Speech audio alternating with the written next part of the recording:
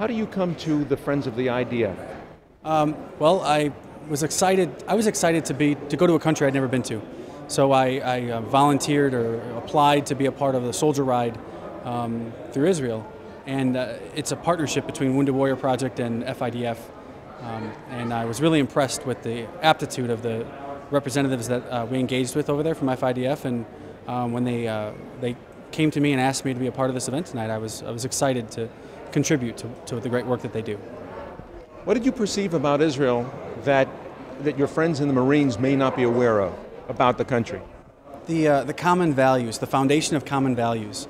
Through the process of having welcoming people from all over the world to become a member of your country, and then defending and valuing democracy and freedom, it's not magic that then creates an outcome, meaning that the United States and Israel having so much in common is because they were formed under the same principles.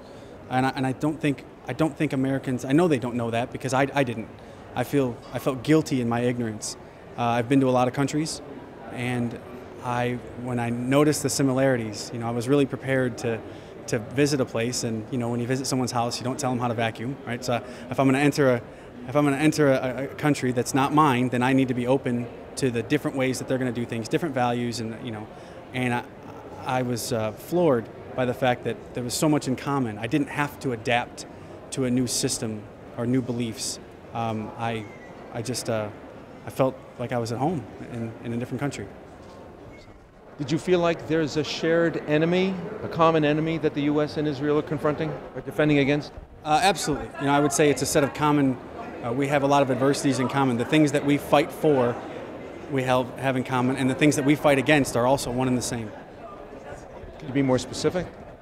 I think we fight against the idea that nations that don't embrace accepting different people's beliefs and don't value that, and they then feel threatened by countries that are doing well in the world, are successful nations, and have very different views. There are nations out there that don't allow for different views to exist, and when they see that, they see it as a threat, and they work against it. And that's affected the United States just as well as Israel, and we are oriented in the same direction against those principles. Where did you serve overseas?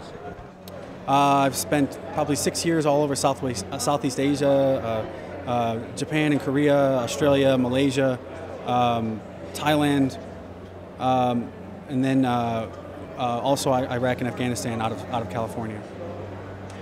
Did you get any sense that around the world that Israel is on the Allies, on NATO's side, on the side of freedom and democracy? Absolutely, absolutely. I have. It's one thing to hear that in the news or to read reports about it, but I had almost no experience on a personal level, either having someone tell me about it or in personally experiencing it. So to spend time in Israel and not be ready for all of the commonalities that I observed it was quite an experience. It meant a lot to me. How would you tell others about the opportunity because Israel's it's a controversial subject nowadays. How would you represent Israel, do you think, to people who are curious? Being my reference point being the United States, Israel is an outpost of what we're fighting for.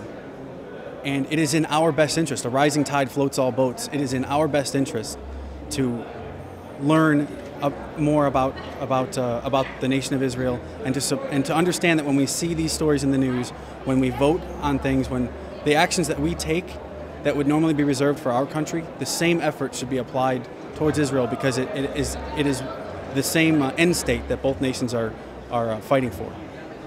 What does it mean, end state?